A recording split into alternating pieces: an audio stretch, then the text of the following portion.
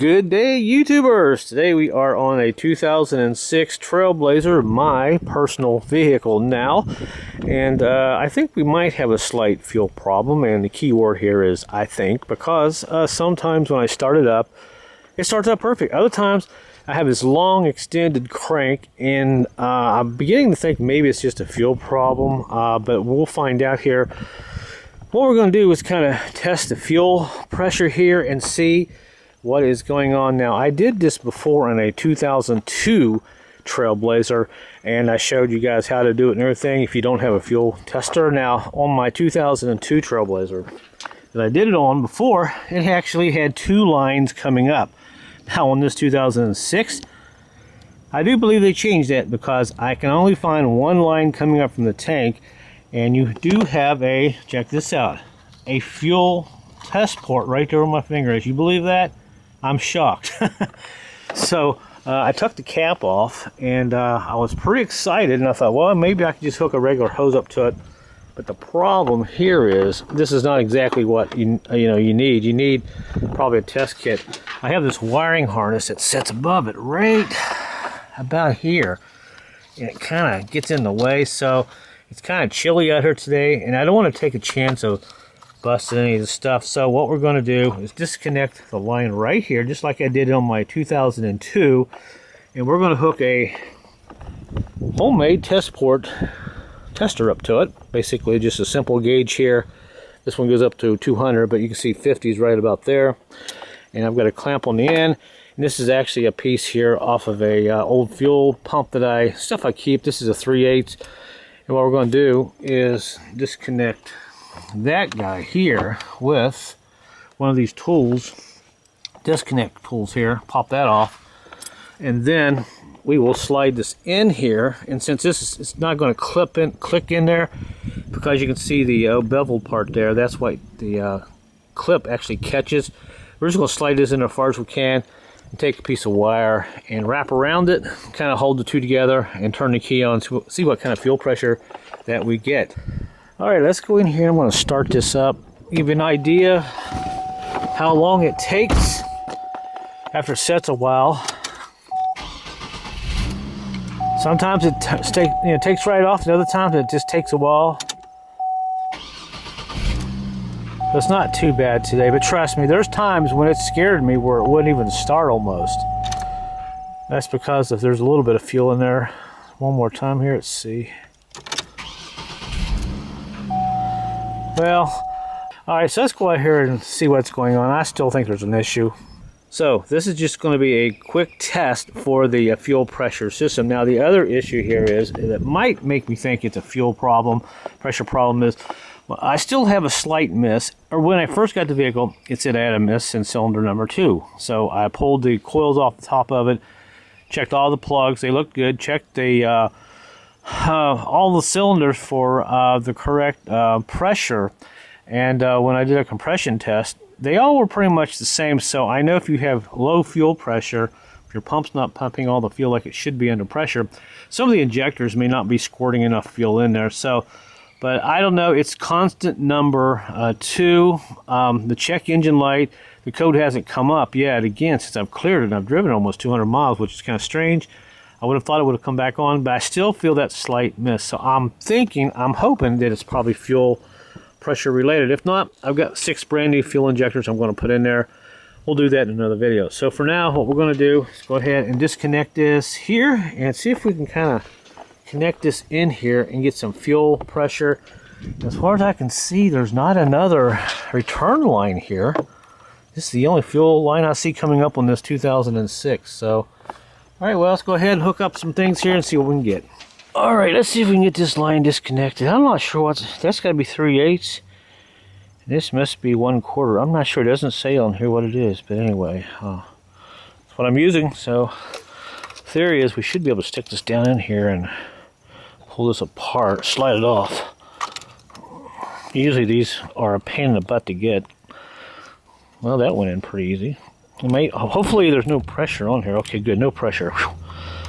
I almost pulled it up before I said no pressure. So pull this off, and wow, I don't have any pressure there. So that came right off. Great. All right, so let's go ahead and see if we can get our line here hooked up. Let me give you a nice look at it here. All right, there's a better angle. I'm hoping this is the same size. It looks like it. You can see down inside there, right there. I think you can see that. I need to get around here where I can actually see in the camera for you guys. Yeah, I think you can see that. All right. Now let's see if this will slide in.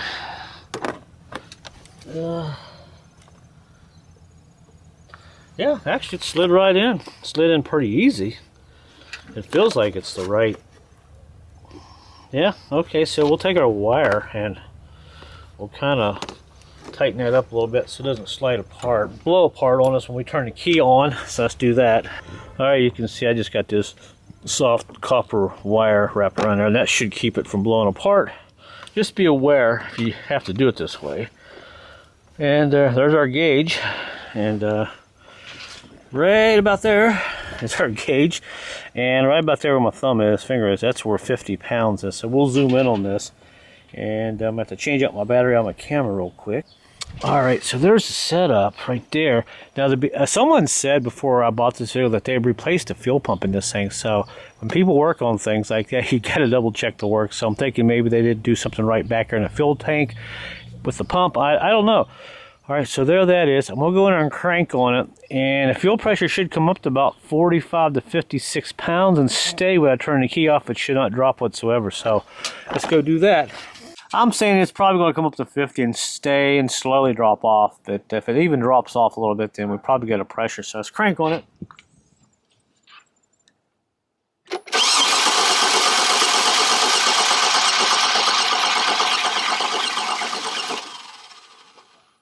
Oh, wow. You see that? That thing just drops off really quick. Let's crank that again.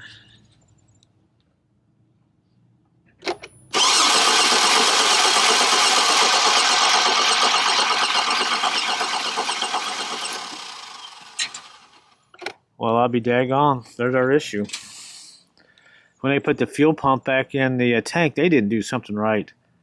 I knew it. I knew it all along. Oh, gee. So there's what we got to do next. We got to take the fuel tank off and get into the fuel pump and see what's going on. I can't believe that. I thought it would at least hold a little bit, but it drops right off. As soon as I turn the key off, it just goes down to nothing. So there's our issue. So let me do it one more time.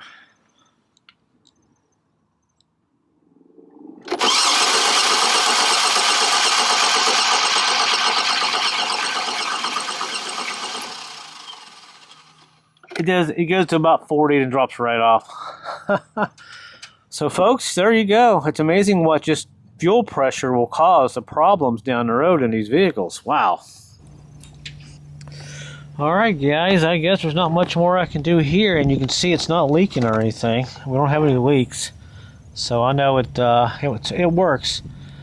So we'll go ahead and hook this back up real quick, and we'll see how fast or how slow it starts back up with everything connected back up. Yeah, you might as well just go ahead and watch me do this because the video is not going to be very long now.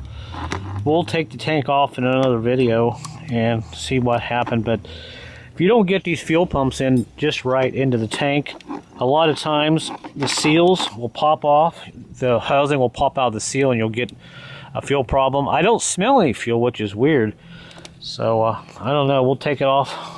Get a nice warm day here, so go ahead and pop this back on like this. Alright, that clicked, and there's a little clip here that I had to take off, and this goes on here like this, and it's all back on, so I think you can see that there. So now let's go ahead and start it up, see how long it takes.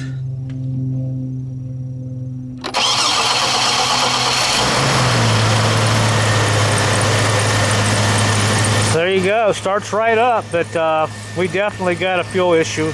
And you can see the engine shaking a little bit. I don't know if you can see that. It's kind of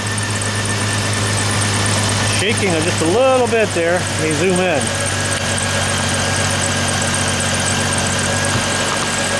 Maybe you can see it right here. Kind of shaking. So, oh well, you win some, you lose some. Maybe I won this one because I know what the issue is now. Well, there's not much more I can do here. So with that low fuel pressure, I bet you my fuel injector on number 2 is okay. It's just not building up enough fuel pressure to keep it constantly running. At least that is probably my theory. So the first thing I'm going to have to do is drop this tank out of this thing and see what they did. It's not too hard to do. I've got lots of videos on YouTube on how to do that. And let's see, all my stuff here. I have Dodge Neon stuff. Never throw stuff away, guys. Get your box and just throw it in. You'll be surprised what you might need down the road. Here is the other Trailblazer. I have an 02, and here's some of the issues that you get in with these. They just rust. Best thing to do is buy a new one. This is a good fuel pump. I kept it. Here's a good fuel pump. Now, a lot of times these will rust up on the top here, and this will cause a lot of fuel problems with the fuel pressure. I don't know. Maybe they didn't replace this. And also, when you're putting these fuel pumps in, these housings, a lot of times people don't shove these all the way up in there. They tear an O-ring, and that'll cause fuel pressure problems. So I've got a lot of stuff here to work with, but eventually we'll figure this thing out, because this vehicle only has 96,000 original miles, and boy, the people just, I don't know, they didn't take care of it. But hey, what are you going to do? I'm not complaining. I got a good deal. So other than that, guys, there's not much more we can do here. I'll give an update a little bit later when we get ready to work on this thing and all that. So let me know where you're watching from right now and say hello. And until my next video, guys, thanks for watching, and I will see you later.